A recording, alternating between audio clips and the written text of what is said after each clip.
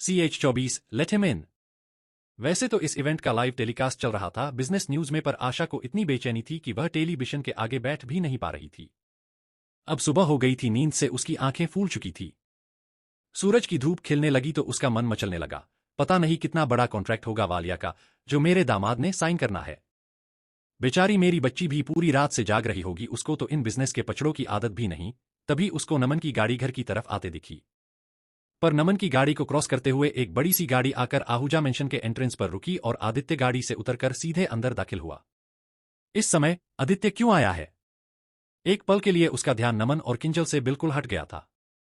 एकदम perfect look में आदित्य को देखकर आशा की आंखें चौड़ी हो गईं। तुम यहां क्यों आए हो? आशा ने आदित्य का रास्ता रोकते हुए एक कदम आगे बढ़ाया।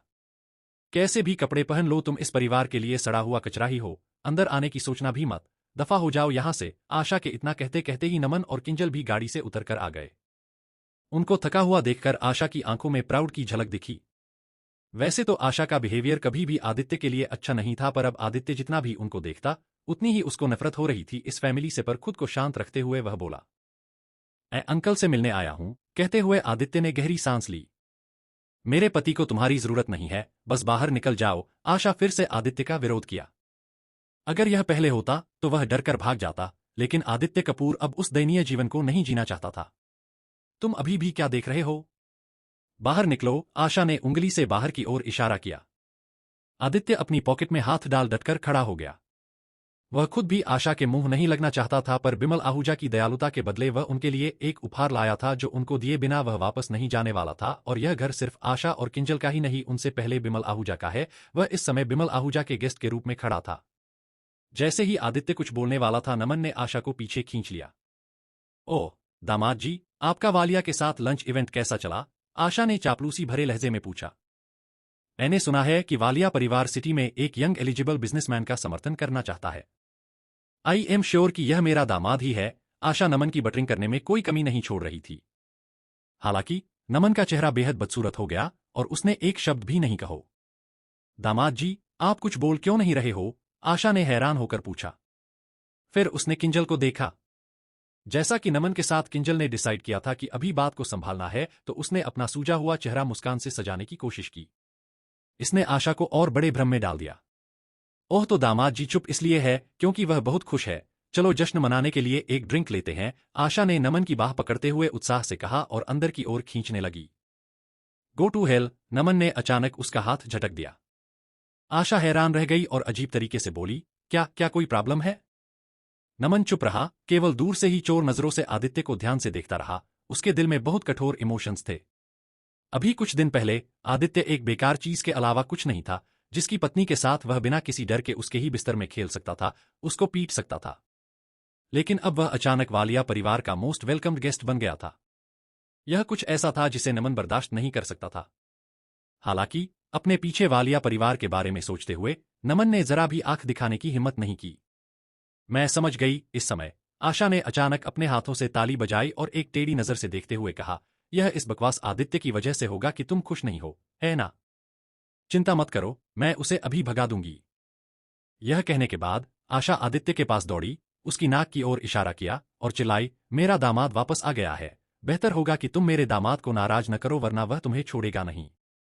आदित्य का धैर्य लगभग अपनी सीमा पर था, लेकिन वह आहूजा तरह बदतमीज नहीं था, नहीं वह जानवर था कि इन लोगों का सामना करते हुए जिनके साथ उसने एक साल बिताया था, फिर वह खुद को इतना निर्दयी नहीं बना सका।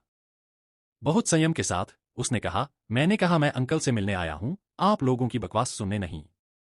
उसे अंदर आने दो। नमन अचानक दूर से ही लगभग दांत पीसते हुए बोला।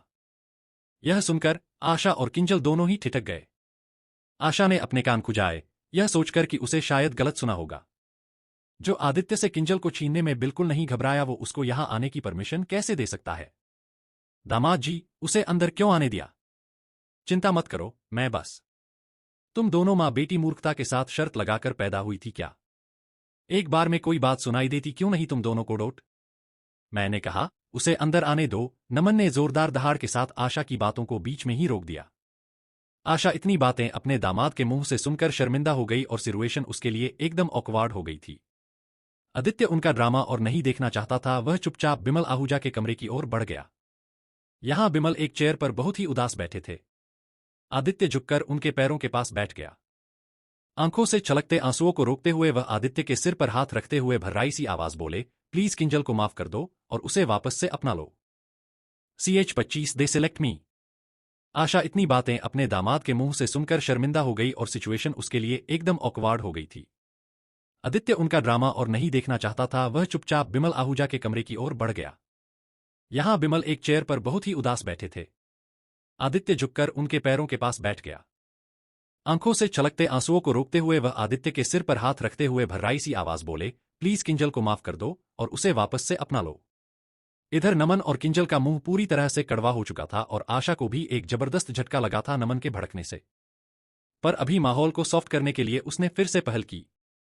अभी तक वह ऐसा हुआ क्यों उसके बारे में सोच नहीं पाई थी और बोली, मेरा दामाद बहुत नरम दिल है। आज उसका मूड अच्छा है, इसलिए कीचड़ के साथ उलझना नहीं चाहता। वह नमन और किंजल को सोफे तक ले आई और खुद उनके लिए ड्रिंक्स लगवाने लगी। अब तक हुई अपनी खूब फजीयत के बाद नमन का यहां रुकने का मन भी नहीं था, फिर भी वह अनमने मन से बैठ गया। धीरे से किंजल ने भी अपनी जगह ली और ड्रिंक का ग्लास उठाया। इस आदित्य को तो तुम दोनों का आभारी होना चाहिए जो उसको अंदर दाखिल होने दिया, आशा अपना ग्लास उठाते हुए बोली। एक ग्लास उठाते हुए यह सुनते ही नमन का चेहरा पीला पड़ गया। उसका सीधा सा उद्देश्य आदित्य से एक बार और माफी मांगना था और शायद अभी भी उम्मीद की एक किरण हो सकती है कि रूबी नमन को इग्नोर करना शुरू कर दे। वास्तव में ऐसे बंदे से माफी मांगना, जिसको मैं खुद कचरा समझता था, नमन जितना इस बारे में सोचता उतना ही अपमानित महसूस करता। लेकिन इस समय वह कुछ नहीं कर सकता था। आदित्य ने बिमल की बात को इग्नोर किया और अपनी पॉकेट से निकालकर उनको एक पिल दिखाई। अंकल, शायद यह आखिरी बार है जब मैं आपसे मिलने आया हूं, आदित्य ने धीरे से कहा। बिमल का झुर्रीदार चेहरा कड़वाहट से भरा था, लेकिन आखिरकार उसने महसूस हो रहे दुख को जाने दिया। आदित्य, मुझे माफ कर दो, बिमल ने आह भरते हुए कहा। क्योंकि आहूजा परिवार के सौभाग्य को सेफ रखने के लिए मैं तुम्हें दामाद के रूप में लाया। मैं उस समय सेल्फिश था जिसके कारण तुम्हें इतना अपमान सहना पड़ा। बिमल की आंखों में आंसू भर आए।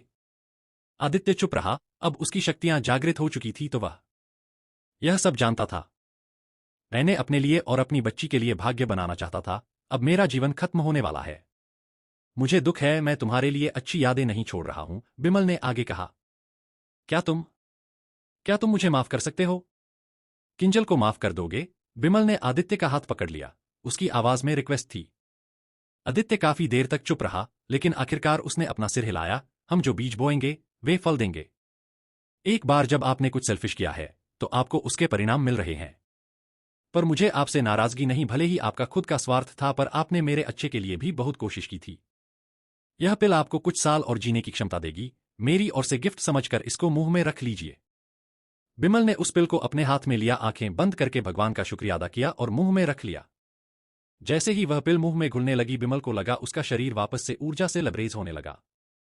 उसके मुंह से खुशी से निकला, मैं जानता था तुम ही ऐसा कर सकते हो। आदित्य, मेरी बात का जवाब दो, क्या तुम किंजल को माफ कर दोगे? कोई जानवर ही क्यों ना हो, जब वो अपना पेट भरने के लिए किसी पर निर्भर भी नहीं तो उसको भी आराम से जीने का हक होता है। मैंने जानवरों से भी बुरा जीवन देखा है 1 साल से। मैं किंजल को कभी माफ नहीं करूंगा। ये शब्द कहने के बाद आदित्य अलविदा बोलकर बिमल के पांव छूने लगा। इस बार बिमल ने खुद का स्वार्थ छोड़कर उसकी भावनाओं को समझा और दोनों हाथ उसके कंधों पर रखकर बिना भेदभाव के आशीर्वाद दिया। आदित्य पलटा और बिमल के कमरे से बाहर चला गया। जैसे ही वह लिविंग रूम में पहुंचा तो देखा सोफे पर किंजल और आशा नमन के इर्द गिर्द बैठी थी। वह नमन अभी भी उनकी बैकबोन था। उससे मिलना खत्म हो गया? अब यहां से चले जाओ, आशा ने आदित्य को बाहर आता देखकर कहा। तुम्हारे इन बेकार के कामों को देखकर मुझे गुस्सा आ रहा है। जब रिश्ता ही खत्म तो क्यों बहाने से आते हो यहां? मेरी बच्ची की आंखों में बनने की कोशिश कर रहे हो क्या, यह कपड़ों की धौंस दिखाकर? जरा नमन को देखो, उसे वालिया परिवार ने सेलेक्ट किया है, और तुमको देखो, एक बेकार बंदा जो सिर्फ खाना बनाना और कपड़े धोना जानता है। आदित्य शुरू में उनसे बहस नहीं करना चाहता था, लेकिन यह सुनने के बाद वह इसे और बर्दाश्त नहीं कर सका।